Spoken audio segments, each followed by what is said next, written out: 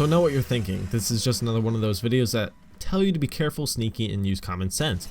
My response to that is that this is not the case, nor has it been the case for any of my previous videos. This video is here to clearly and simply illustrate the stages of engagement and acknowledge when and how to properly fight in any situation. This advice is brought to you by me and fellow Diamond and Apex Predator players, so we have a little bit of an idea of what's going on. And this knowledge is pretty much for any tactical game, whether it be Battle Royale or first-person shooter, the same rules apply. The simplest way to summarize these stages of team-based fights are aggro, fight, and closeout. While understanding and defining each stage is inherent to some players, this video is still helpful to make you an overall better decision maker. It is also important that if you haven't already, check out my previous videos on similar topics to overall improve your Battle Royale experience in Apex Legends, as they all connect to one another, including this video. So go ahead and click the card on screen if you'd like. It should link to a playlist with all the videos in it. And one last thing to mention is that although I'm discussing this from a perspective of a team fight, the same rules apply even in a 1v1 type of situation. It's crucial to realize that the same decision-making process that happens on an individual level should scale to your team's decision-making as well. So on to the video. For the first stage of any engagement is the aggro phase of the fight. It is the most important because it sets you and your team up for the next two phases. Engage the enemy team properly and you will win the fight without taking much damage, which sets you up to loot quickly and move on. Aggro an enemy improperly and you might find yourself in a drawn out battle that leads to your team wasting resources, introducing the risk of being third partied or getting your team killed. What is the aggro phase exactly?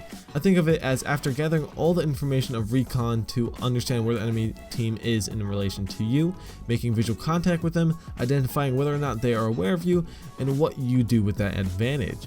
As soon as the other team is aware of your presence, whether through visual or auditory clues, the aggro phase is over and you are now in a team fight. Likewise, you may be the team being aggroed and not even get a chance to engage in this phase. An example of this would be getting ambushed and going straight into a fight. The aggroing team always has the advantage for this reason, and you always want to be the aggroing team. One more thing to add is that the most important thing about the aggro phase is realizing whether or not you are the aggroing team and quickly and accurately depicting if they have recognized your presence. Let's say your team spots enemies running around looting in and out of buildings. Your first reaction is to move in a stealthy tactical mode rather than going in guns blazing. This doesn't mean you should start hiding and hope they don't see you. You just want to actually keep pushing them and do what they call moving in the shadows. Go from tree to tree, rock to rock, even to a bush if you have to. The key here is not to be seen while knowing and seeing where the enemy is, and to also gather intel and a vantage point the other team doesn't have.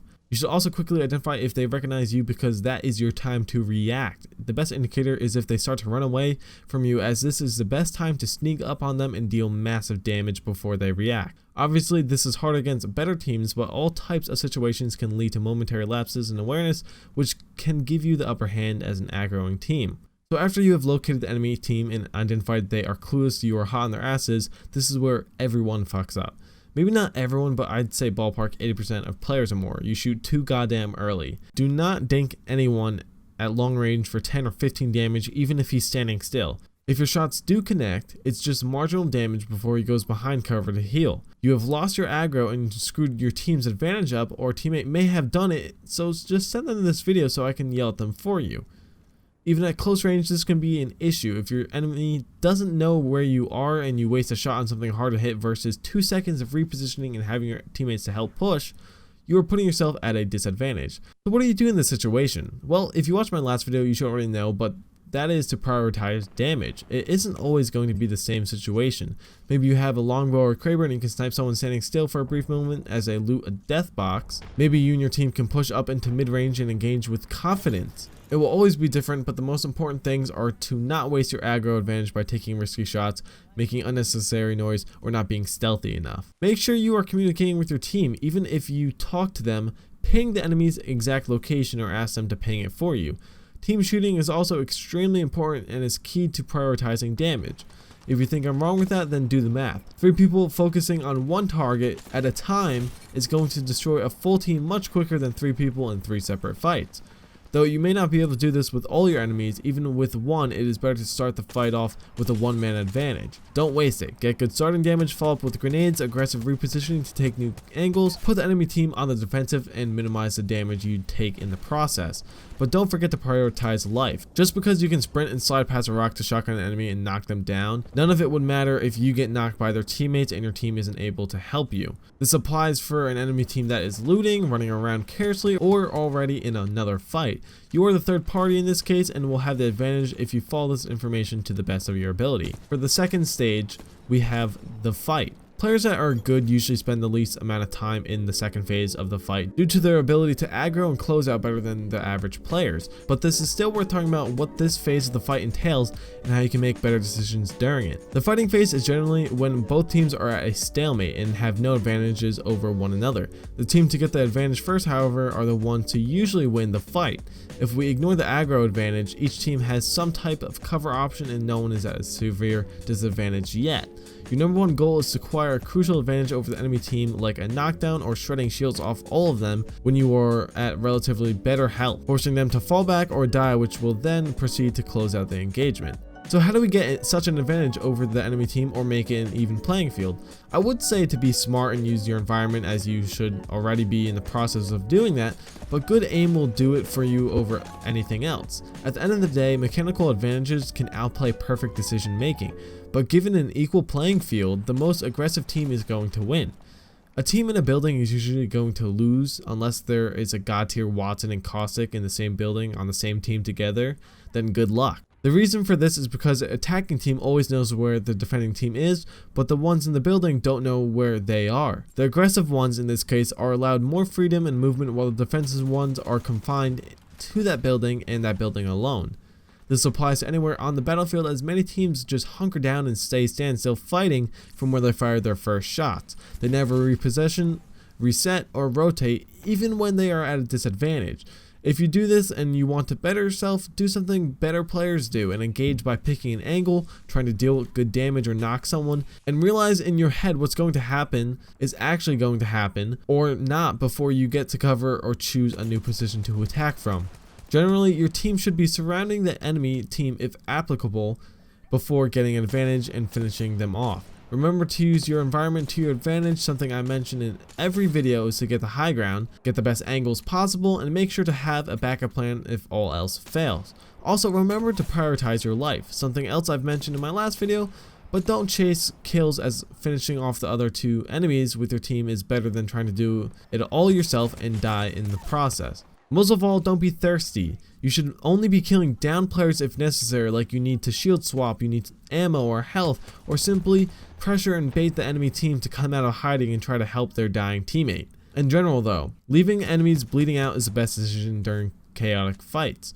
You do not want to be the person who gets killed because you just emptied your clip into a down opponent. The final stage of the fight is when you have the upper hand and you eliminate them all, and more importantly, loot them.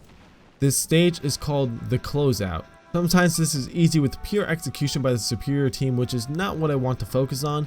I want to focus on when closing out the fight isn't easy, along with the important part, looting after the fight. Ultimately, as an individual, to better you and your team, you want to end the fight while taking as little damage as possible. Wait for help when you want to chase enemies on your own, and follow through with other prioritizing life decisions. Coordination is key with your team. Trade with teammates, use your utility and grenades, or just overwhelm the enemies with your superior awesomeness. Even before finishing the enemy team, you and your team should be thinking about the incoming third party that usually happens.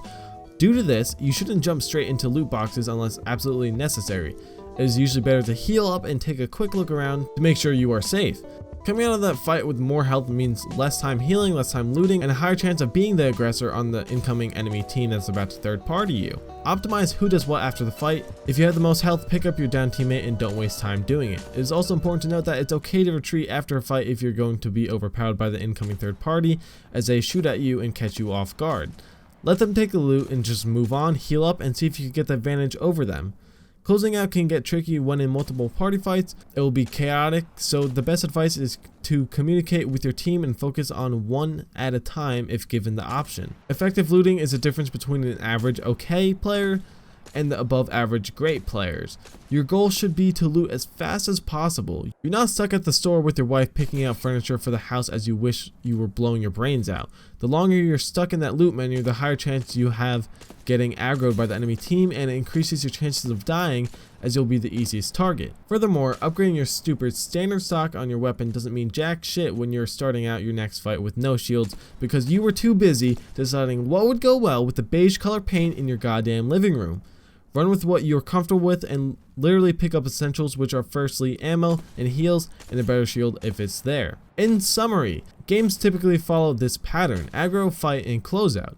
Rinse and repeat, and during the aggro phase, focus on making the absolute most of your surprise advantage. The fight stage, you should work with your team to get that advantage as soon as possible, and finally close out the fight as quickly as possible. Reposition to either aggro the next team or avoid the incoming third party. This fixed analysis of a team engagement is just one type that is followed for most, if not all, engagements like hot drops with endless third parties, a massive free-for-all with no time to recover, and so on.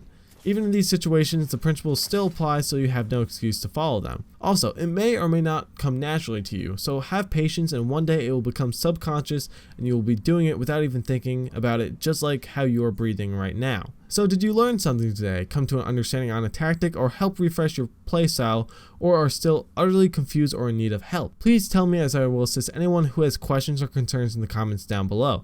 With that being said, I would like to thank you all for watching the video, to drop a like, and of course, if you are new to the channel, make sure to subscribe for more videos just like this. Because I've been Sync Gamer, I'll see you all next time. Peace!